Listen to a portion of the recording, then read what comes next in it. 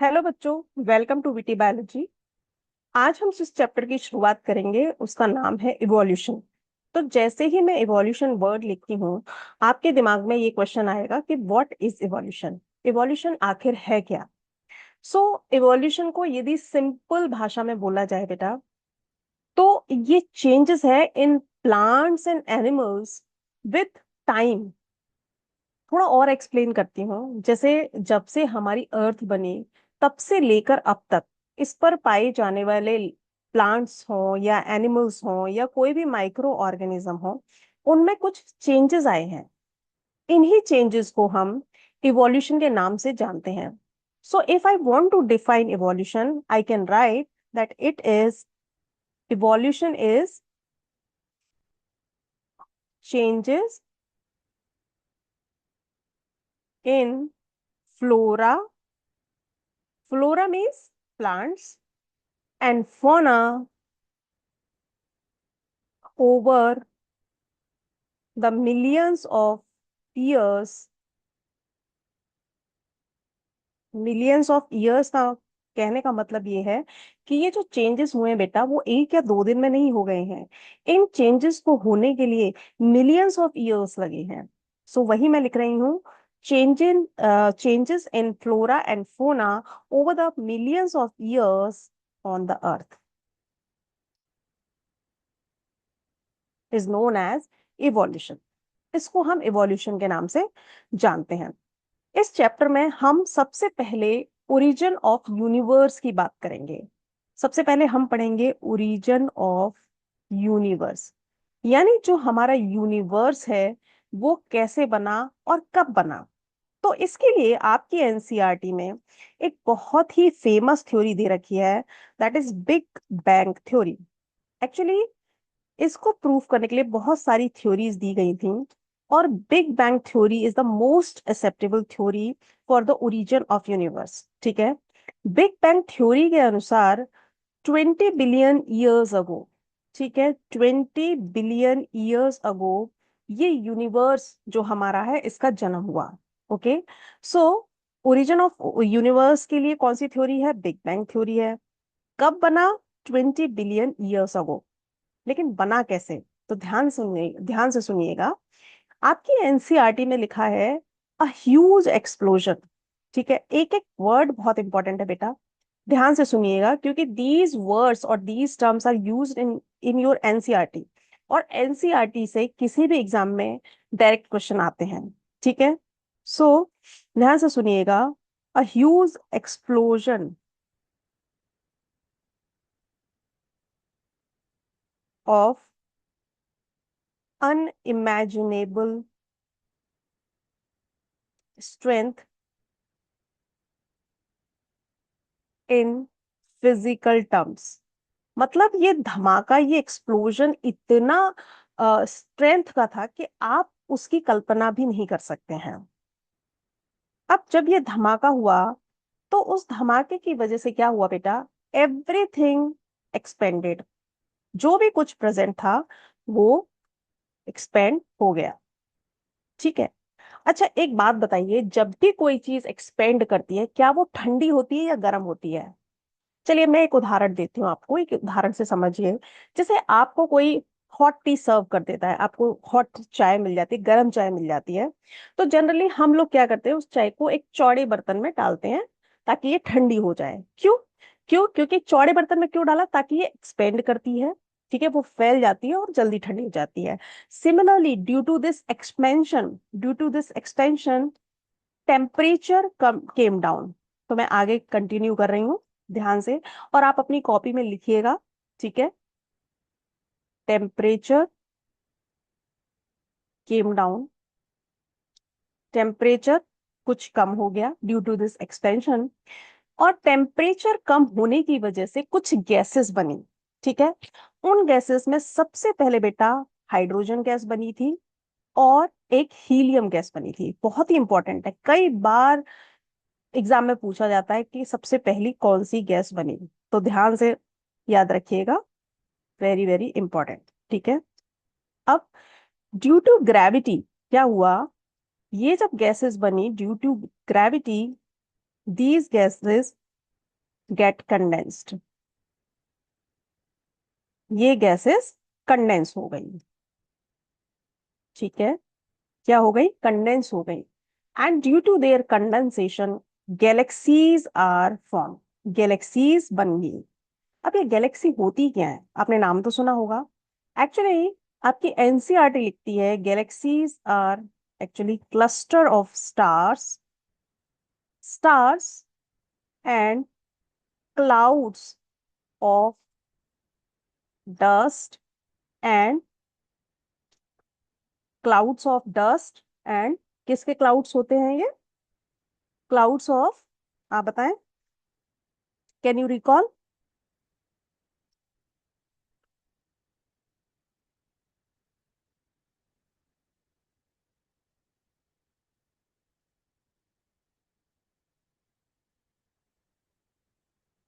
X, where I am? Oh, yes, I am here, I think so.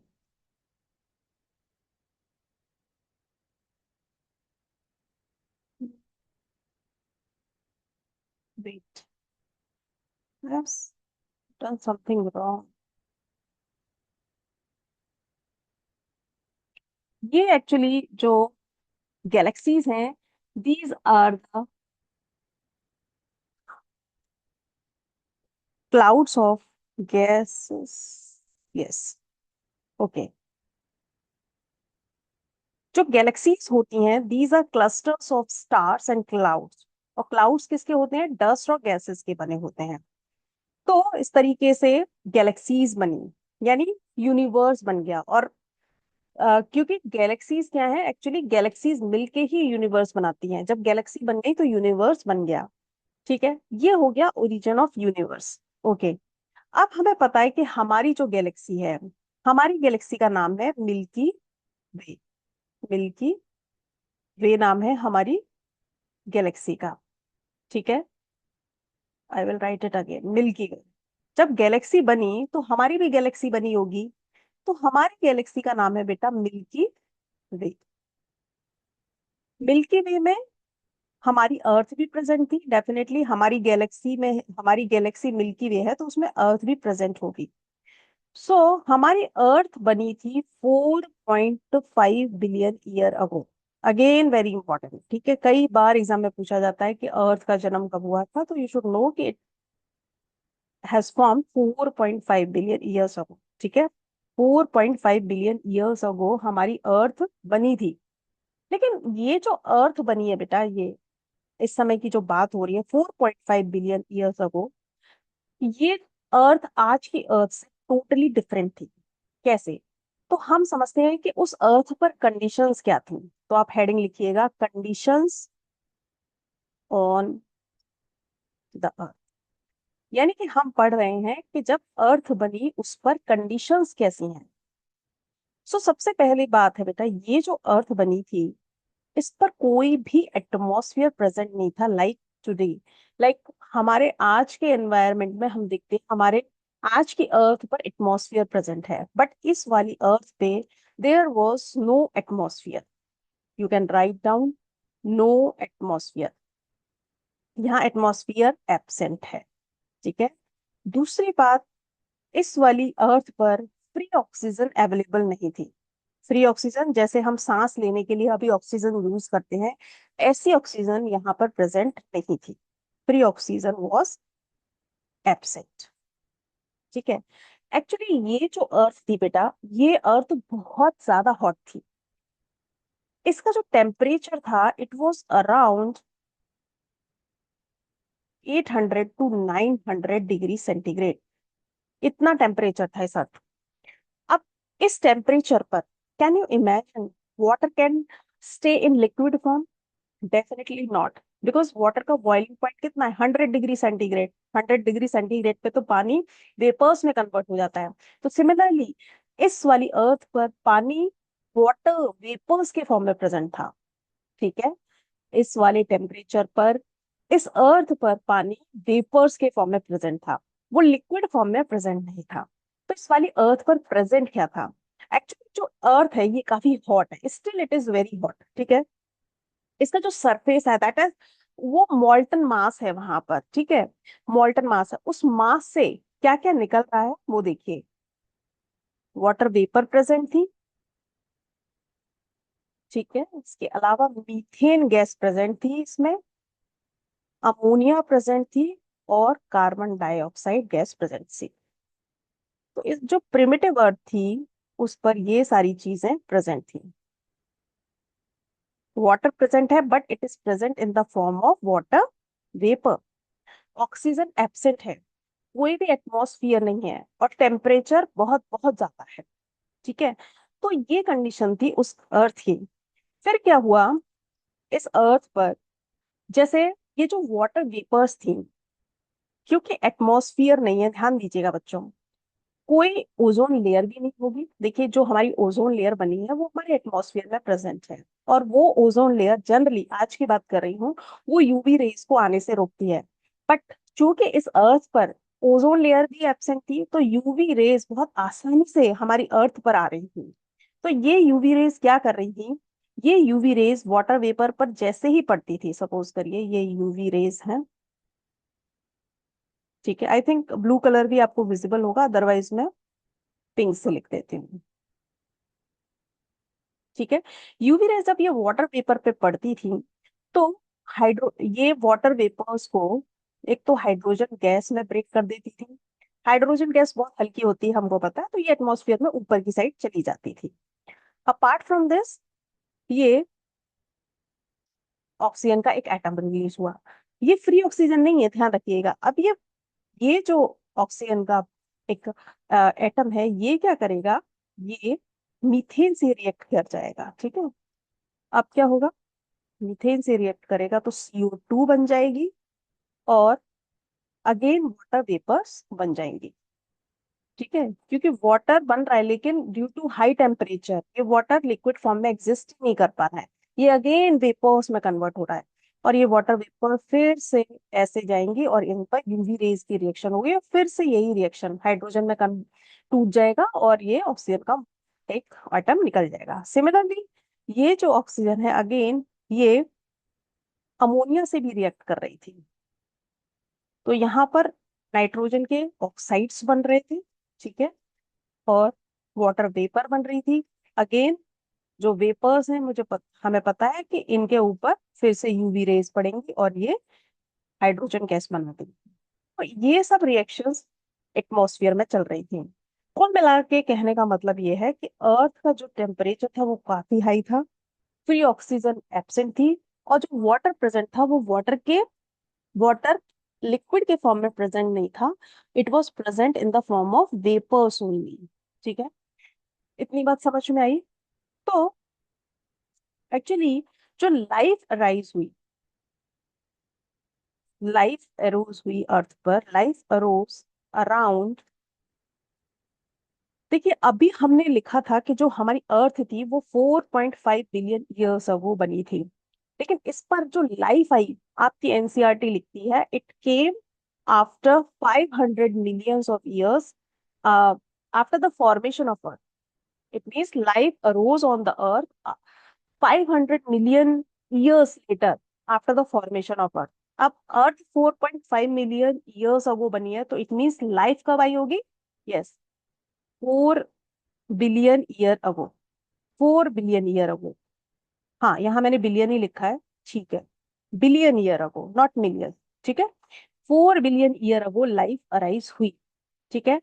आपकी NCERT में कुछ दो तीन डेटा दिए हुए हैं, तो उनको बहुत ध्यान से, नॉन सेलुलर फॉर्म्स जो थी, नॉन सेलुलर फॉर्म्स ये कब आई, 3 बिलियन ईयर्स अगो, ठीक है। ध्यान रखिएगा, नॉन सेलुलर फॉर्म्स का मतलब है वायरस वगैरह की बात हो रही है। सेलुलर की बात करें, ऑब्वियसली पहले नॉन सेलुलर आई होगी, फिर सेलुलर फॉर्म्स आई होंगी। तो सेलुलर में भी मैं बात करूं कि प्रोकैरियोट्स पहले आए होंगे या यूकैरियोट्स, तो आप डेफिनेटली कहेंगे कि मैम प्रोकैरियोट्स ही आए होंगे, क्योंकि prokaryotes are simple in form. So prokaryotes सबसे पहले आए, और वो आए करीब 2 बिलियन ईयर अगो।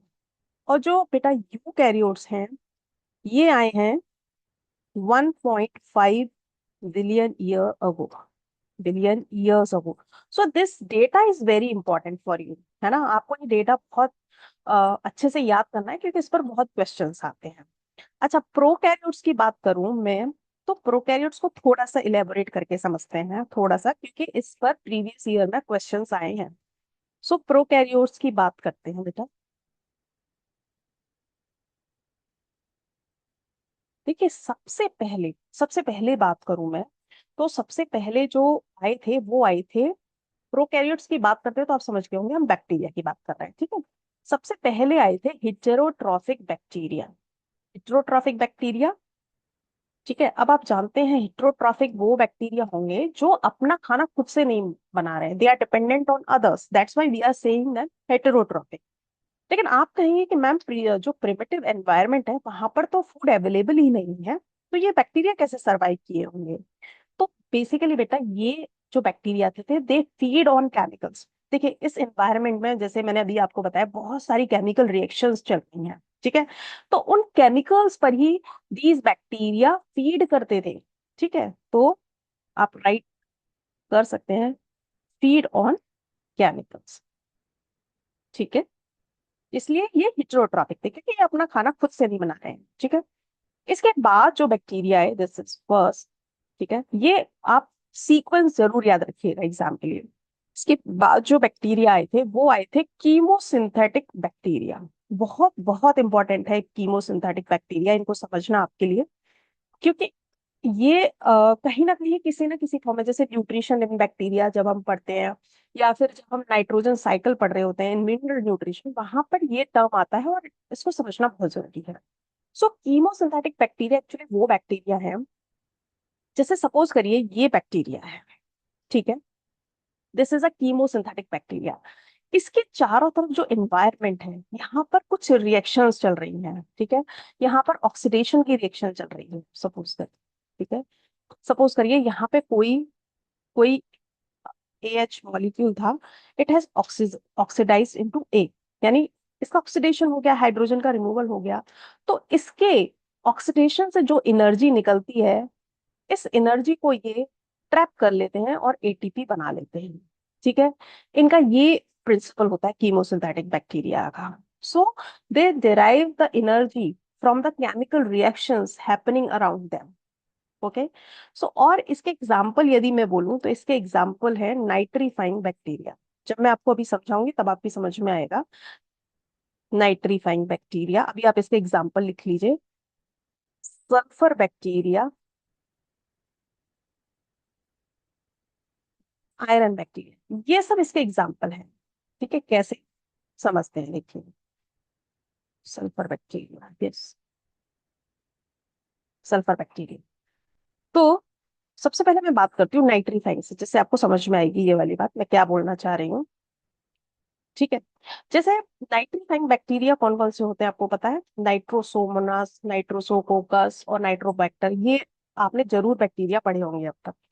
सो नाइट्रिफिकेशन में क्या होता है बेटा, देखिए ये अमोनिया होती है, इसको सबसे पहले नाइट्राइट में इसका ऑक्सीडेशन होता है और फिर नाइट्रेट में। सो इस रिएक्शन के लिए जनरली रिस्पॉन्सिबल होते हैं, उनका नाम है, उन बैक्टीरिया का नाम नाइट्रोसोमोनास, बहुत बार आपने पढ़े होंगे। या एक और बैक्टीरिया नाइट्रोसोकोकस। और इस वाली रिएक्शन जो नाइट्राइट को नाइट्रेट में ऑक्सीडाइज करते हैं, इसके लिए जो रिस्पॉन्सिबल है वो है Nitrobacter. Actually these are nitrifying bacteria. ये कैसे बैक्टीरिया है? नाइट्रीफाइंग बैक्टीरिया है। अब आप ध्यान से देखिए, ये जो अमोनिया नाइट्राइट में कन्वर्ट हो रही है, this process is oxidation, isn't it? क्या है ये? ऑक्सीडेशन है, क्योंकि यहाँ पे क्या हो रहा है, हाइड्रोजन का रिमूवल हो रहा है और ऑक्सीजन ऐड हो रही है, and this process is oxidation, हमें पता है। सिमिलरली जब नाइट्राइट से नाइट्रेट में ऑक्सीजन का एडिशन हो रहा है, तो this is also oxidation reaction. इस ऑक्सीडेशन रिएक्शन की वजह से जो एनर्जी रिलीज होगी, ठीक है, एनर्जी रिलीज होगी, उस एनर्जी को ये बैक्टीरिया ये बैक्टीरिया नाइट्रोसोमोनास और नाइट्रोसोकोकस यूज करते हैं फॉर ATP फॉर्मेशन, ठीक है। सो कीमोसिंथेटिक बैक्टीरिया समझ में आ गया आपको? ठीक है, so this was for understanding purpose. अच्छा, अब हम कीमोसिंथेटिक के बाद आए थे फोटो ऑटोट्रॉफिक बैक्टीरिया, ठीक है। फोटो ऑटोट्रॉफिक बैक्टीरिया, फोटो मतलब फोटो वर्ड से ही आपको समझ में आ गया, कि photo ma'am light, solar light की बात कर रहे हैं हम, सोलर एनर्जी की बात कर रहे हैं। यानी ये बैक्टीरिया ऐसे बैक्टीरिया थे, they have pigments, certain pigments, and due to these pigments they are able to capture sunlight and synthesize their food. So photoautotrophic bacteria ऐसे बैक्टीरिया थे जो सनलाइट को ट्रैप कर सकते थे। For example purple sulphur bacteria, इनके example है purple sulphur bacteria और ग्रीन सल्फर बैक्टीरिया। बट अभी भी एक ध्यान दीजिएगा इसमें, इनके पास वाटर स्प्लिटिंग की पावर नहीं थी, can't split water. So oxygen evolve नहीं हो रही थी, oxygen was not evolving here. So ये ऑक्सीजन इवॉल्व नहीं कर रहे थे, यानी अभी भी एटमॉस्फेयर कैसा था, अभी भी एटमॉस्फेयर अनऑक्सीजनिक था। ठीक है, सो आप यहाँ पे एन ऑक्सीजेनिक फोटोट्रॉफिक बैक्टीरिया भी लिख सकते हैं, ताकि आपको आगे कंफ्यूजन ना हो। जो नेक्स्ट आए थे वो बेटा आए थे ऑक्सीजेनिक फोटो ऑटोट्रॉफिक। यानी इन बैक्टीरिया के पास पावर आ गई थी टू स्प्लिट वाटर। ठीक है, ये सनलाइट को तो कैप्चर कर ही सकते थे, साथ ही साथ ये वाटर को स्प्लिट करके इन्होंने ऑक्सीजन इवोल्यूशन स्टार्ट कर दिया। This was very major step in the history of evolution, बहुत बहुत मेजर स्टेप है। क्योंकि ये जो ऑक्सीजन है बेटा, यही ऑक्सीजन आगे जाके ओजोन लेयर बनाएगी, एटमॉस्फेयर में रिलीज हो जाएगी, एटमॉस्फेयर में ऊपर जाएगी, ओजोन लेयर बनाएगी। तो ओजोन लेयर जब बन जाएगी तो डेफिनेटली जो यूवी रेज है उनका अर्थ पे आना बंद हो जाएगा। ठीक है, और इट इज वेरी इंपॉर्टेंट, क्योंकि यूवी रेज की वजह से बहुत मुश्किल था लाइफ का इवॉल्व होना, लाइफ का बनना, यहाँ पर सरवाइव करना। बट यूवी रेज उस ओजोन लेयर की वजह से स्टॉप हो गई यहाँ। ठीक है, सो ऑक्सीजन इवोल्यूशन, और इसके एग्जाम्पल हैं आपके ब्लू ग्रीन एल्गी, या हम इनको एक और नाम से जानते हैं साइनोबैक्टीरिया। ठीक है, तो आई होप आपको अब ये क्रम समझ में आया होगा कि सबसे पहले हेट्रोट्रॉफिक बैक्टीरिया आए थे, फिर कीमोसिंथेटिक आए, फिर एन ऑक्सीजेनिक फोटो ऑटोट्रॉफिक आए, और सबसे लास्ट में आए ऑक्सीजेनिक फोटो ऑटोट्रॉफिक बैक्टीरिया। इनकी वजह से अब हमारे एनवायरनमेंट में फ्री ऑक्सीजन बनने लग गई। ठीक है, ऑक्सीजन अब तक प्रेजेंट नहीं थी, फ्री ऑक्सीजन, लेकिन अब इन बैक्टीरिया की वजह से हमारा जो एनवायरनमेंट था वो ऑक्सीजनिक हो गया, उसमें ऑक्सीजन प्रेजेंट हो गई। ठीक है, साथ ही साथ इस ऑक्सीजन ने बाहर जाकर ऊपर एटमॉस्फेयर में जाके ओजोन लेयर भी बना दी, जिसकी वजह से अब यूवी रेज अर्थ में नहीं आ पा रही थी। ठीक है, इतनी बात समझ में आई? ठीक है, आप बताइए, इतनी बात समझ में आई? तो चलिए बच्चों आगे बढ़ते हैं। अब क्या हुआ, धीरे धीरे अर्थ भी थोड़ी सी, अर्थ का टेम्परेचर भी धीरे धीरे कम हुआ।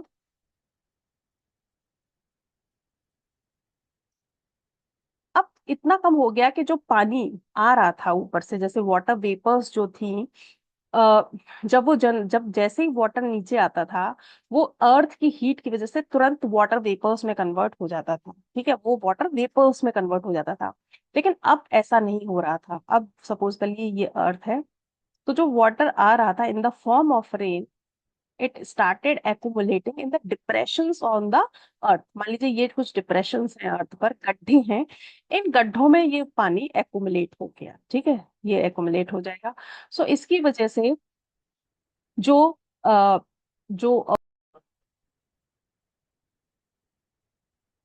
I hope something is wrong.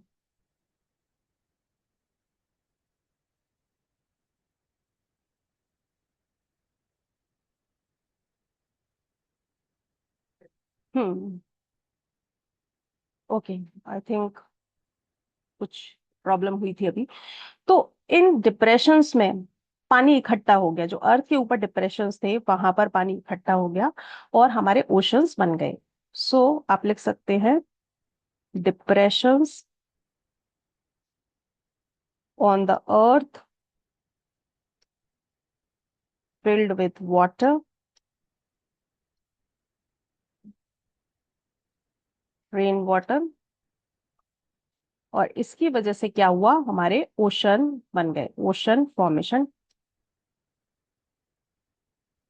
हुआ। सो ये था, ठीक है, ओरिजिन ऑफ लाइफ के बारे में हम पढ़ रहे हैं।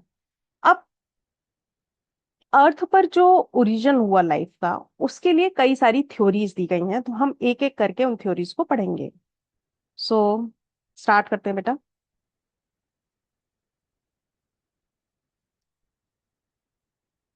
तो आप हेडिंग लिखिएगा, थ्योरीज,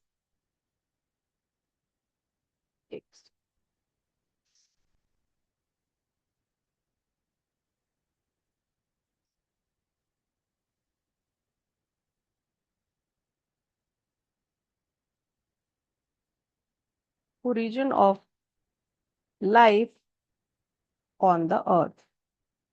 मतलब अर्थ पर लाइफ आई कैसे, उसके लिए जो थ्योरीज हैं उनके बारे में हम पढ़ेंगे। ठीक है, बहुत ही इंटरेस्टिंग है, 4-5 थ्योरीज हैं आपके सिलेबस में। सो सबसे पहली है थ्योरी जो है, सबसे पहली थ्योरी है थ्योरी ऑफ स्पेशल क्रिएशन। ठीक है, सबसे पहली थ्योरी का नाम लिखिए आप, थ्योरी ऑफ स्पेशल क्रिएशन।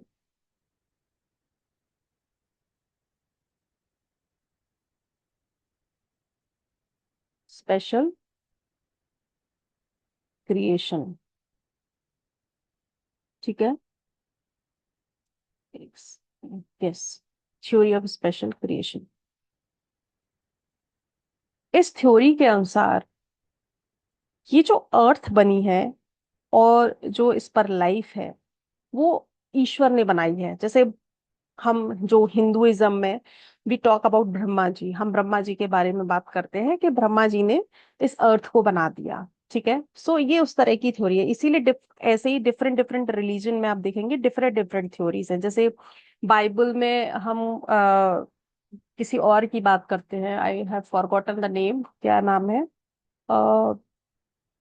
मतलब इसमें ये है कि लाइफ एज सच जैसी आज के टाइम पे प्रेजेंट है, ऐसे ही हमेशा से प्रेजेंट थी। ना ही कोई स्पीशीज नई आई है, ना कुछ इवोल्यूशन हुआ है, ये ईश्वर ने बनाई है। So this is theory of special creation. तो इसमें आप लिख सकते हैं, according to this theory, earth was created as such. मतलब अर्थ आज जैसी भी है ऐसी ही बनी थी। ठीक है, और you can write life appeared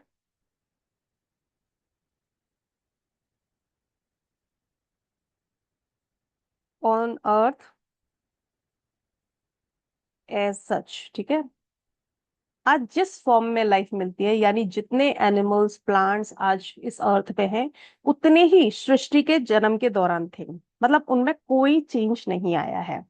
इस थ्योरी के अनुसार जो अर्थ है वो केवल 4000 ईयर्स ओल्ड है। ठीक है, ये जो अर्थ है वो केवल 4000 ईयर्स ओल्ड है। और एक और पॉइंट इस थ्योरी का है, डाइवर्सिटी, यानी जो लाइफ की डाइवर्सिटी है, जो मैं अभी आपसे कह रही थी, वॉज ऑलवेज सेम। मतलब जब से पृथ्वी का जन्म हुआ है तब से जितनी डाइवर्सिटी थी आज भी उतनी डाइवर्सिटी है, और फ्यूचर में भी ये सेम ही रहेगी, will be same in the future. ठीक है, ये थ्योरी डिस्कार्ड कर दी गई क्योंकि ये थ्योरी कहती है कि अर्थ केवल 4000 ईयर्स ओल्ड है, बट इससे पुराने हम लोगों को फॉसिल्स मिले हैं। तो this theory was all together discarded. ठीक है, ये थ्योरी डिस्कार्ड हो गई। सो सबसे पहले थ्योरी है theory of special creation. Now next जो थ्योरी है दैट इज थ्योरी ऑफ पेंसपर्मिया। पेंसपर्मिया और कॉस्मोजॉइक थ्योरी भी बोलते हैं, कॉस्मोजॉइक थ्योरी भी बोलते हैं इसे। ठीक है, इस थ्योरी के अनुसार जो अर्थ पर लाइफ आई है वो किसी दूसरे प्लेनेट से आई है इन द फॉर्म ऑफ स्पोर। ठीक है, सो एक्चुअली इस थ्योरी को दिया था रिश्टर, रिशर ने। ठीक है, रिशर ने दिया था इस थ्योरी को, गिवन बाय रिशर। ठीक है, और इसके अनुसार life came from outside as units of life, ठीक है। और यूनिट्स ऑफ लाइफ क्या थे? स्पोर्स थे, ठीक है।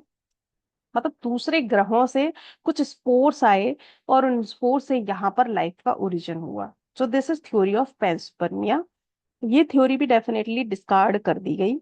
फिर इस theory I theory of A biogenesis. A biogenesis या इसको बोलते हैं स्पॉन्टेनियस जनरेशन की theory, theory of spontaneous generation. तो नाम से पता चल रहा होगा ए बायोजेनेसिस मतलब थ्योरी, इस थ्योरी के अनुसार लाइफ नॉन लिविंग मैटर से अराइज हुई है। जैसे कि आपने ये थ्योरी बहुत बार, हम बहुत छोटे थे तब पढ़ा करते थे कि जैसे कि आप पसीने से भीगी हुई एक शर्ट किसी कमरे में डाल दीजिए और 20-21 दिन बाद उस शर्ट से अपने आप ही चूहे जन्म ले लेते हैं। सो इस थ्योरी के अनुसार life arose from dead decaying matter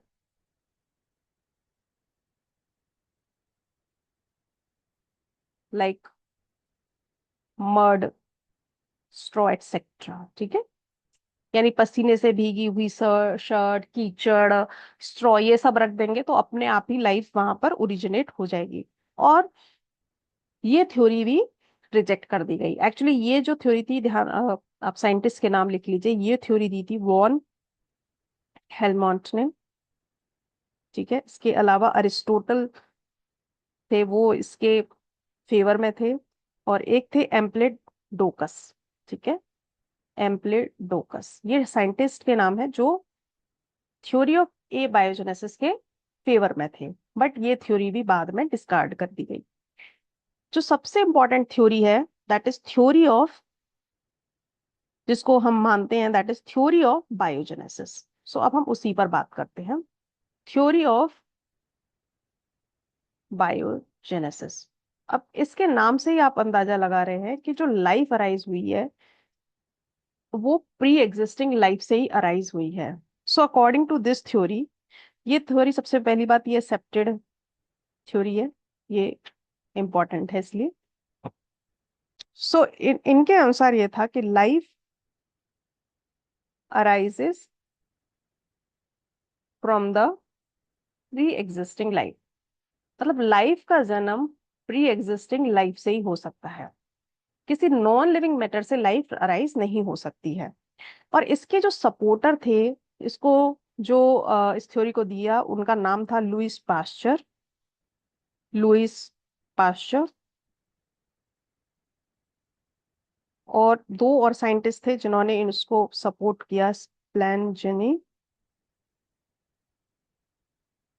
और फ्रांसिस्को रेड्डी, ठीक है। इन्होंने इस थ्योरी को सपोर्ट किया था। सो एक्चुअली लुइस पास्चर ने एक बहुत ही फेमस एक्सपेरिमेंट किया जिसे कहते हैं स्वान नेक एक्सपेरिमेंट। स्वान नेक एक्सपेरिमेंट किया, इस एक्सपेरिमेंट को समझते हैं।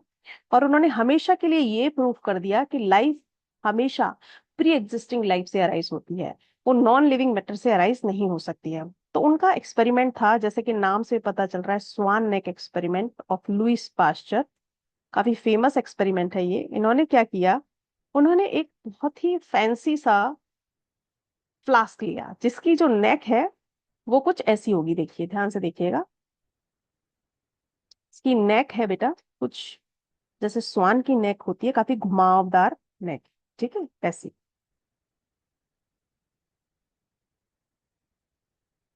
ठीक है, यहाँ पर इन्होंने कॉटन का प्लग लगा दिया, ठीक है। अब यहाँ पर क्या लिया है इन्होंने, यहाँ पर लिया है इन्होंने न्यूट्रिएंट लिए हैं, न्यूट्रिएंट रिच मीडियम, ठीक है। ये कॉटन का प्लग है, कॉटन प्लग है। इन्होंने यहाँ पर बर्नर रखा हुआ है, ठीक है। एक्चुअली ये जो फ्लास्क लिया था इन्होंने, ये प्री स्टरलाइज था, प्री स्टरलाइज्ड फ्लास्क। यानी कि जस्ट टू रूल आउट कि कोई लाइफ इसमें पहले से मौजूद ना हो, कोई बैक्टीरिया वगैरह पहले से ना हो प्रेजेंट इसमें, इसलिए इन्होंने इसको पहले स्टराइल किया। इसके बाद इन्होंने इसमें न्यूट्रिएंट रिच मीडियम डाला और साथ ही साथ कुछ ईस्ट डाला। ठीक है। अब बिकॉज ऑफ दिस फ्लेम, ये जो टेम्परेचर दे रहे हैं high due to this flame, ये जो ईस्ट था वो मर गया। ठीक है।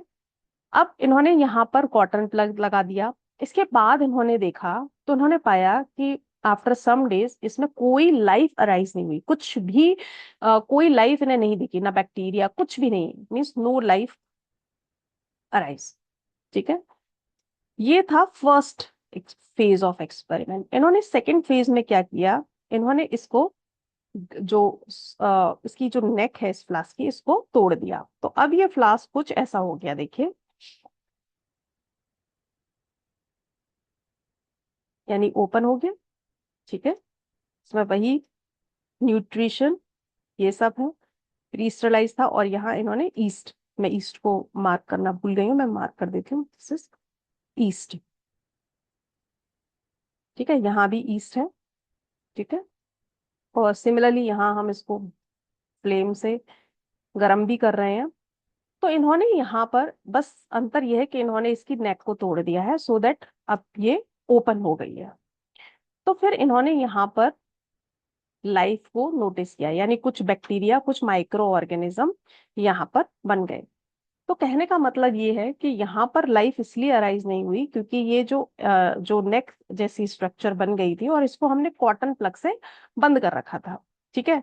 लाइफ ऐसा नहीं है, ये ईस्ट से नहीं बनी है क्योंकि ईस्ट पहले ही मरे हुए हैं। तो यदि आ, यहाँ पर भी यदि लाइफ अराइज होती, इसका मतलब ये था कि life arise from non living matter, है ना, life can arise from non living matter.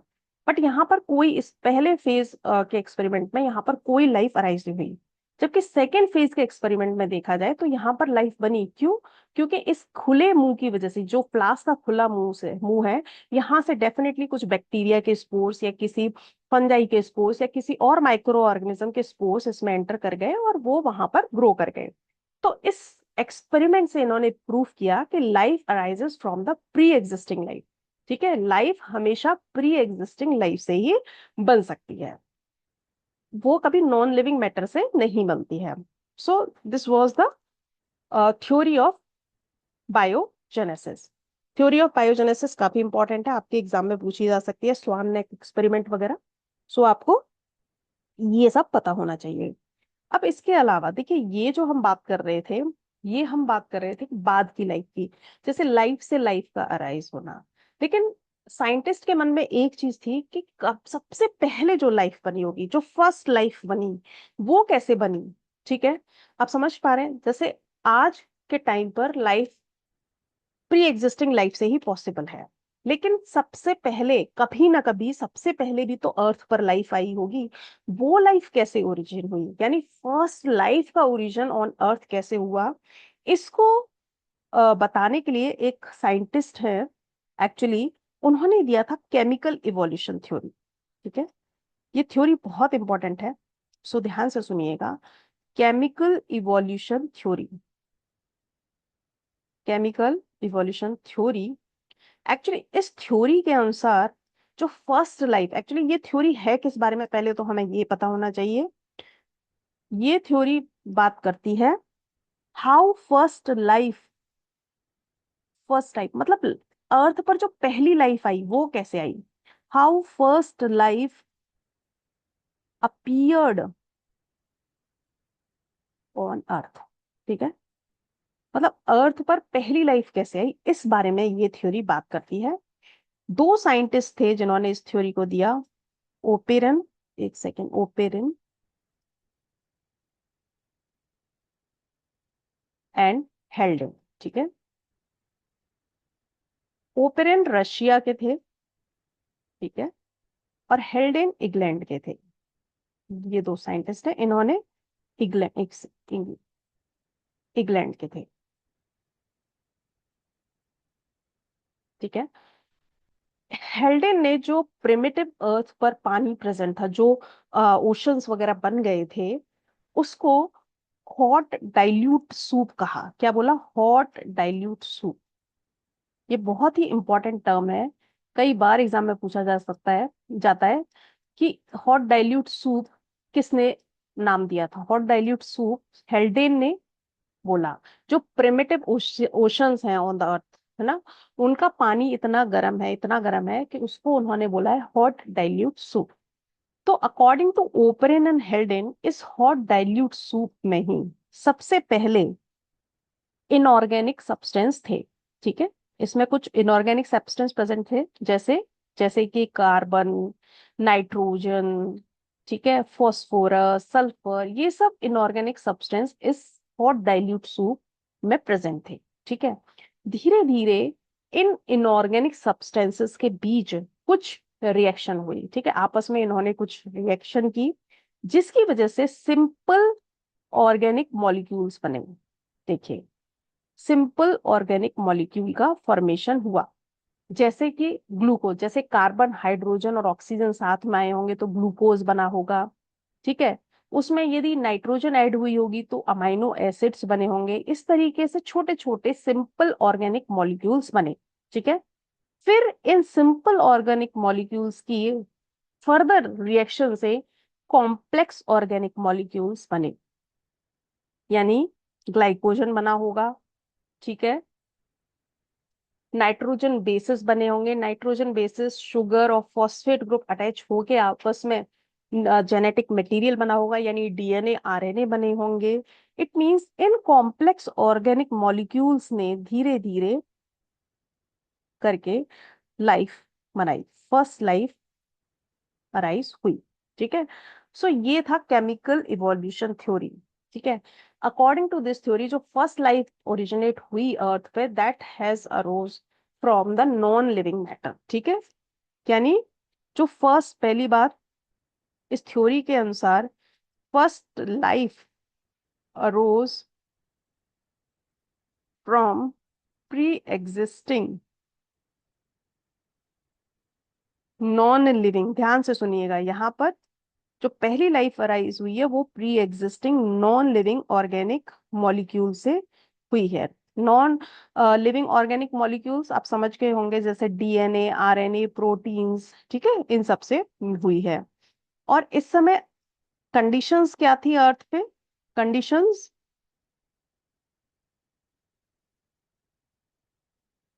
अर्थ पे इस लाइफ के अराइज होने के लिए क्या क्या कंडीशन थी? सबसे पहले हमें पता है कि अर्थ पर हाई टेम्परेचर था।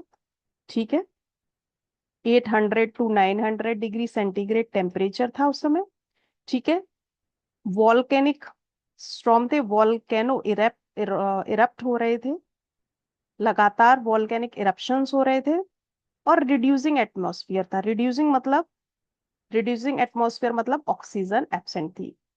सो ये जो कंडीशंस थी अर्थ पर, ये जो तीन कंडीशंस थी, high temperature, volcanic eruptions, reducing atmosphere, इन्होंने एनर्जी प्रोवाइड की फॉर दिस केमिकल इवोल्यूशन।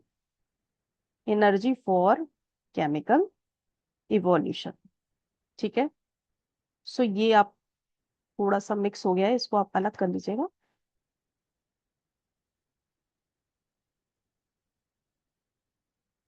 ठीक है, सो एक्चुअली ये थ्योरी जो दी थी वो दी थी ओपरेन और हेल्डेन ने, बट इस थ्योरी को प्रूव किया दो अदर साइंटिस्ट ने। तो उस एक्सपेरिमेंट को समझते हैं, बहुत ही अच्छा एक्सपेरिमेंट है वो, और बहुत बार एग्जाम में पूछा जाता है। सो स्टैनली मिलर मिलर ने प्रूव किया था।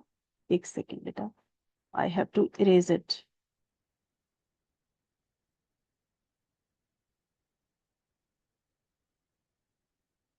सो केमिकल इवोल्यूशन को प्रूव किया था स्टैनली ने और मिलर ने अपने एक्सपेरिमेंट में। तो अब हम वही एक्सपेरिमेंट पढ़ेंगे। तो सबसे पहले हम बात करते हैं स्टैनली मिलर के एक्सपेरिमेंट के बारे में। स्टैनली एंड मिलर, ये दो साइंटिस्ट थे जिन्होंने प्रूव किया था केमिकल इवोल्यूशन की थ्योरी को, कि life has arrows from the pre existing non living matter. तो इनका जो एक्सपेरिमेंट था, स्टैनली मिलर, एक सेकेंड बेटा, मुझे लग रहा है मैंने कुछ, स्टैनली मिलर यूरे, सॉरी, स्टैनली मिलर तो एक ही नाम है, स्टैनली मिलर, यूरे और मिलर, सॉरी, ये दो साइंटिस्ट थे जिन्होंने ये प्रूफ किया कि केमिकल इवोल्यूशन हुआ है। केमिकल इवोल्यूशन के थ्रू लाइफ फर्स्ट टाइम अर्थ पर आई है। तो इनका जो एक्सपेरिमेंट है, उस एक्सपेरिमेंट को बोलते हैं, अ, सबसे पहले मैं लिख देती हूँ, स्पार्क डिस्चार्ज एक्सपेरिमेंट।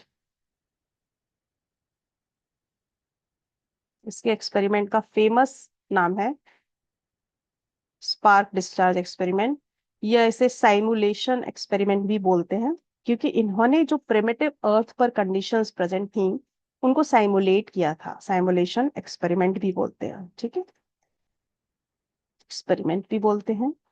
और ये एक्सपेरिमेंट किए थे इन्होंने 1953 में प्रूफ किया था।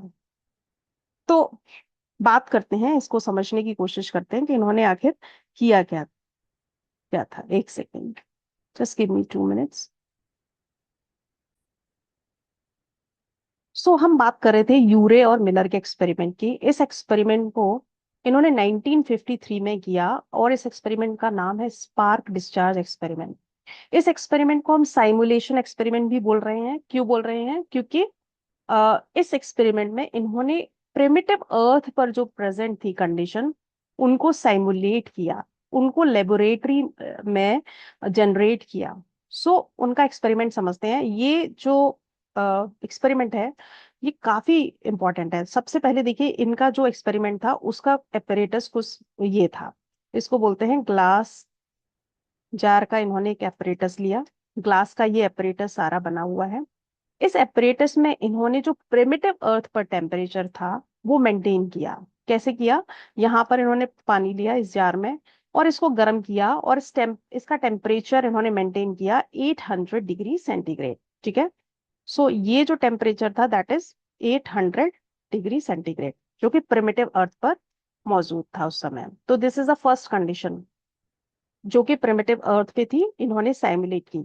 दूसरा, जो प्रिमिटिव अर्थ थी वहां पर ऑक्सीजन एब्सेंट थी, तो थ्रू दिस वैक्यूम पंप इन्होंने इस ग्लास जार में प्रेजेंट जितनी भी ऑक्सीजन थी उसको पंप कर लिया, पंप आउट कर लिया। Oxygen was absent in this glass jar. This was the second condition which they have simulated, ठीक है। थर्ड कंडीशन थी कि वहां जो प्रिमिटिव अर्थ थी उस पर बहुत सारे लाइटनिंग हो रही थी, थंडर स्टॉर्म थे। तो उस कंडीशन को सिमुलेट करने के लिए इन्होंने इलेक्ट्रोड्स इसमें लगाए और यहाँ पर हो रहा था स्पार्क डिस्चार्ज, ठीक है। This is the third condition they met. इसके अलावा प्रिमिटिव एटमॉस्फेयर में हमें पता है अमोनिया और मीथेन और हाइड्रोजन जैसी गैसेस प्रेजेंट थी। साइंटिस्ट ने डिस्कवर किया था कि ये गैसेस 1:2:2 रेशियो में प्रेजेंट थी। तो इन्होंने भी सिमिलरली इसी रेशियो में इन गैसेस को इस ग्लास जार में रखा। This is the fourth condition they met. और ये था कंडेंसर, ठीक है, जिसके थ्रू ठंडा पानी, जो कोल्ड वाटर था, अंदर जा रहा था ऐसे, और वार्म वाटर बाहर आ रहा था, सो दैट यहाँ पर जो भी कुछ भी फॉर्मेशन होगा वो ठंडा होकर यहाँ कलेक्ट हो जाएगा इस यू शेप ट्यूब में। ये जो यू शेप ट्यूब है that is simulating ocean, ocean को रिप्रेजेंट कर रही है। तो इन्होंने इस एक्सपेरिमेंट को रन किया फॉर 15 to 18 डेज, ठीक है। कितनी देर? 15 से 18 दिन ये एक्सपेरिमेंट चला। और इन्होंने 15 से 18 दिन बाद जब इस वाटर को, जो यहाँ यू शेप ट्यूब में एक्युमुलेट हो गया है, इसको जब एनालाइज किया तो इन्होंने पाया यहाँ पर कुछ ऑर्गेनिक कंपाउंड्स बने हैं।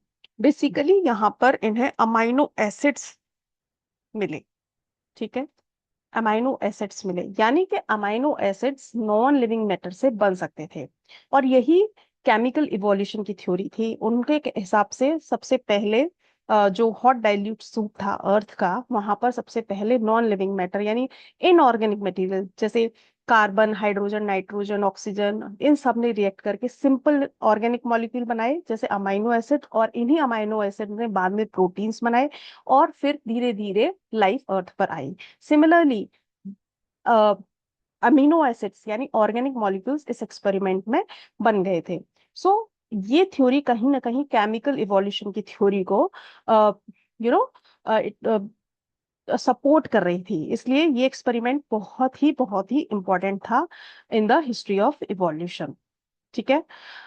अच्छा, कुछ साइंटिस्ट ने इस एक्सपेरिमेंट को फिर से रिपीट किया, तो उन्हें कुछ पिगमेंट्स, फैट्स, ठीक है, ये और शुगर्स, ठीक है, ये सब मिले। तो डेफिनेटली ये जो एक्सपेरिमेंट था इसने केमिकल इवोल्यूशन की थ्योरी को कहीं ना कहीं सही सिद्ध कर दिया था। सो ये अब हमने पढ़ लिया है। आज हमने ओरिजिन ऑफ लाइफ और origin of universe, origin of earth, origin of life और उसकी थ्योरीज को समझा है। आगे का चैप्टर हम नेक्स्ट जो वीडियो होगा उसमें कंटिन्यू करेंगे। तब तक के लिए आप इस चैप्टर को रिवाइज करिए, क्योंकि ये चैप्टर बहुत ही इंटरेस्टिंग है, कॉन्सेप्चुअल है, और सबसे बड़ी बात यहाँ से काफी क्वेश्चंस आपके एग्जाम में आते हैं। ठीक है, और जैसे ही हमारा ये चैप्टर खत्म होगा डेफिनेटली हम एमसीक्यूज ट्राई करेंगे, सो दैट आपकी अंडरस्टैंडिंग थोड़ी और स्ट्रांग हो। सो मिलते हैं नेक्स्ट लेक्चर में। तब तक के लिए बाय बाय, टेक केयर।